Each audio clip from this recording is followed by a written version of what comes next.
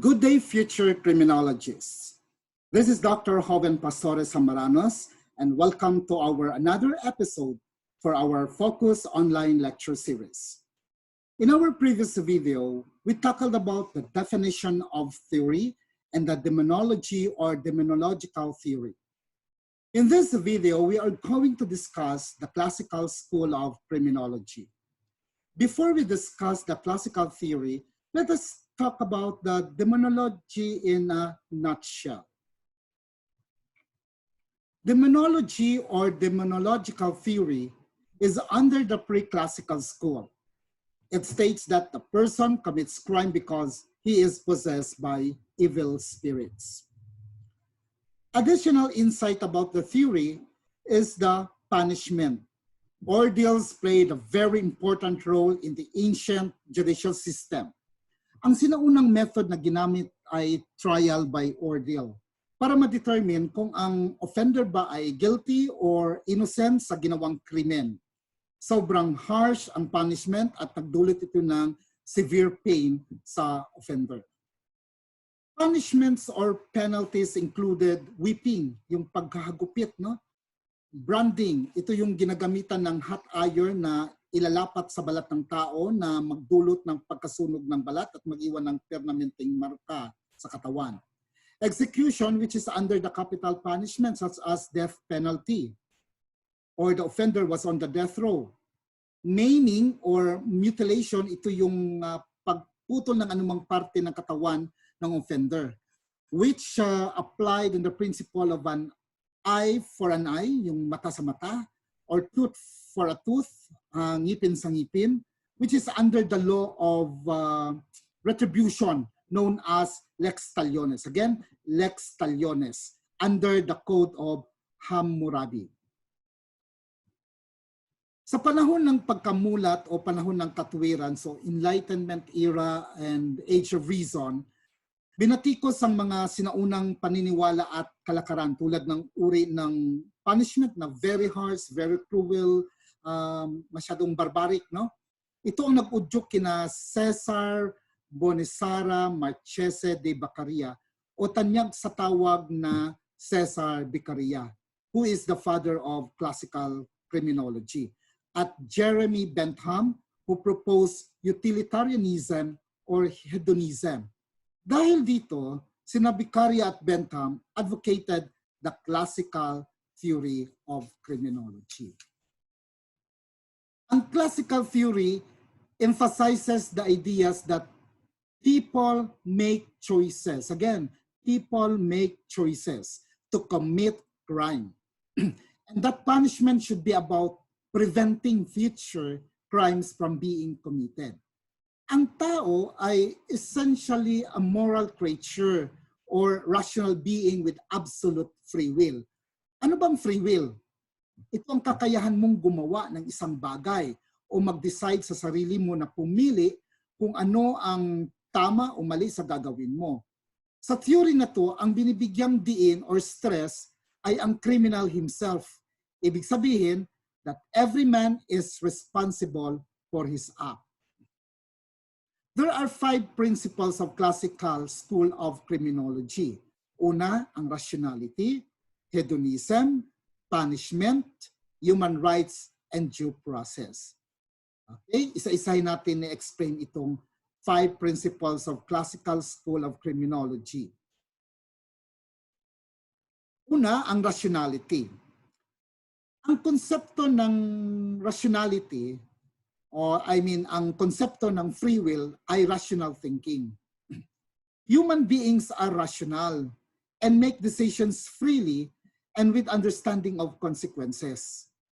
Ibig sabihin, kapag ang tao ay gagawa ng krimen, ito ay naaayon sa kanyang free will at choice na gawin ang isang krimen. At aware siya kung ano ang kahihinatnan ng kanyang ginawa.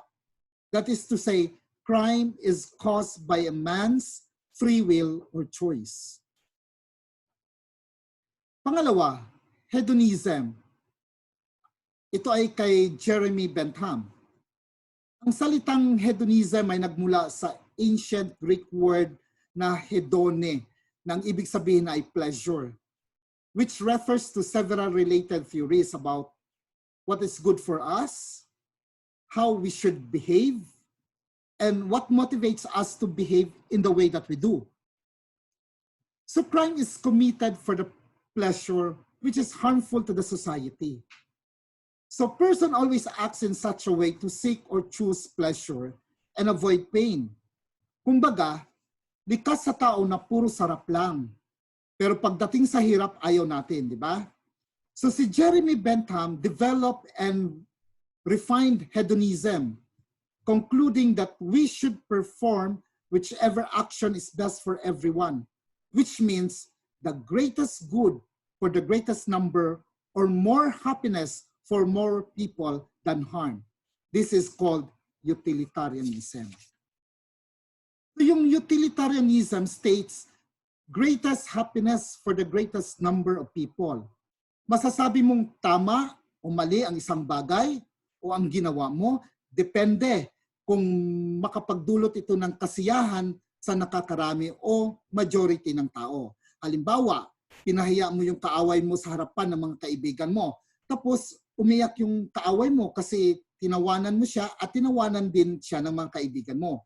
So mali nga yung ginawa at nagdulot naman ng kasiyahan sa nakakarami. So in that sense, utilitarianism gives us a sense of direction for what we should do and what decisions we should make. Namely, that decision that produces the greatest happiness for the greatest number of people. Now, how do we know what act produces the greatest happiness? To determine that, Jeremy Bentham introduced the felicity calculus, which is also known as the hedonistic calculus. According to Bentham, maximizing pleasure and minimizing pain governs everything that what we do, what we say, and what we think. If an act produces more pleasure than pain, it is right. And if an act produces more pain than pleasure, it is wrong. Naniniwala si Bentham na ang tao ay isang calculating animal in cause of criminal behavior. Ang tao daw ay parang calculator, human calculator, na nagko-compute o tinitimbang yung pleasure at pain. Kung mataas ba ang sarap o pleasure o ang hirap, pain. Kung mas mataas ang hirap, hindi siya magko-commit ng crime. Kung sa tingin naman niya na marami siyang makukunang benefit sa isang bagay, magko-commit siya ng crime. Pangatlo ay punishment. Punishment is necessary for the deterrent of crime. Deterrent of crime. Ano ang deterrent? Ang deterrent, it is something that warns, no? Nagbibigay ng warning to the people from doing something by making them afraid of what will happen to them if they do it. Ibig sabihin, nagbibigay ito ng warning sa mga taong gagawa ng bagay o magsilbing panakot para di sila gagawa ng krimen. People must aware about the punishment so they will not commit crime for the pleasure and avoid the pain of jail. In the classical theory, punishment should be according to the proportion of crime. Every person, irrespective of age, mental condition, religion, economic condition, is punished equally proportional to the crime. In other words, punishment fits the crime. The basis of criminal liability is human free will, and the purpose of penalty is retribution, vengeance, no? O ikukulong ang offender para magdusa. Ibig sabihin, pagdusahan niya ang ginawang krimen kasi deserve siya na parusahan. So the classical theory of crime views criminal acts as immoral human behavior that weakens society. It believes punishment can help deter criminals and provide examples of what can happen when you violate the law.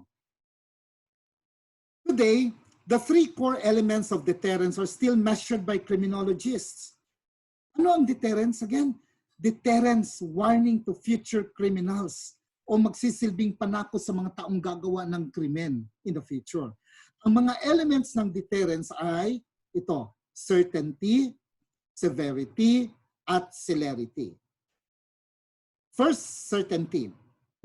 Ang certainty, these are chances of being caught doing something you're not supposed to be doing. Halimbawa, sa panahon ngayon ng enhanced community quarantine, merong ordinansa na bawal ang angkas sa motor. Dahil may mga checkpoint at may mga pulis sa downtown, malaki ang chance mo na ikaw ay mahuli. So ibig sabihin, hindi ka makakalusot kaya mapigilan mong gawin yung gusto mo na magdadrive ng motor na may angkas. Pangalawa, severity. If you are caught, how severely you will be punished. Halimbawa, kapag tinuloy mo ang pagbiyahe na may angkas at mahuhuli ka, anong parusa ang ilalapat sa iyo? Dahil pwede kang pagmultahin tapos wala ka namang pera o di ka naman nakatanggap ng ayuda from BSWD, pera para meron kang pambayad o pwede ka ring makulong o magpiyansa ka. Pangatlo, yung celerity or swiftness. Punishment should be swift and must be carried out promptly. So, mabilisan, no? Ibig sabihin, mapaparusahan ka kaagad-agad. Pag nahuli ka, wala kang ligtas, no? Pag nahuli ka na nilabag mo ang ordinansa, papatawan ka ng parusa. Isa sa mga paborito, take note, isa sa mga paborito sa board exam, ang tanong na ano ang core principle of classical school of criminology. So ang sagot natin ay deterrence. Okay, deterrence because of these three principles, concepts pala or elements, certainty, severity, at saka celerity or swiftness. Si Cesar Beccaria wrote his famous and influential criminology essay entitled On Crimes and Punishments, which was published in 1764 when he was 26 years old. So on that essay, he suggested that punishments placed on criminal acts, therefore, must be rational as well. The essay also states that it is better to prevent than to punish them. So, unang panahon pa lang kay Cesar Beccaria na. So, meron ng crime prevention. So, tanong, ito lumalabas din sa board exam, no? Ang tanong, ano ba ang pinagkaiba ng crime prevention at crime suppression? Pag sinabi natin crime prevention, proactive. Again, crime prevention, proactive. Pag crime suppression, reactive. So, crime suppression, reactive. So, crime prevention, gumagawa ka ng ways, no, or paraan para hindi magawa yung crime. Ang crime suppression naman, nagawa na yung crime. So anong gagawin mo para mapigilan o mahuli mo yung offender? Okay? So next principle, yung human rights. Society needs to respect, no, the rights of the individuals. So, yung sa essay ni Beccaria on crimes and punishments sought to protect the rights of criminals as well as the rights of their victims. So, hindi lamang respetuhin natin ang rights ng isang criminal but also the rights of the victim. So, punishment must not be excessive than crime. So, physical punishment, so yung death penalty should not be imposed in general crimes. Ang panghuli ay ang due process. No? So, ang panghuli natin ay yung due process. So, the people accused of the crime are considered innocent until proven guilty. If you are immediately thrown in jail without trial, that will be a violation of due process. So, ang classical theory has a great impact in our judicial system. All modern justice systems assume that people have free will and choice to commit crimes. The classical theory in criminal justice suggests that an individual who breaks the law does so with rational free will, understanding the effects of their actions. As a response to a criminal's action, the classical theory of crime postulates that society should enforce a punishment that fits the crime committed. Another criminological theory will be discussed in our next video. Thank you for watching Future Criminologists.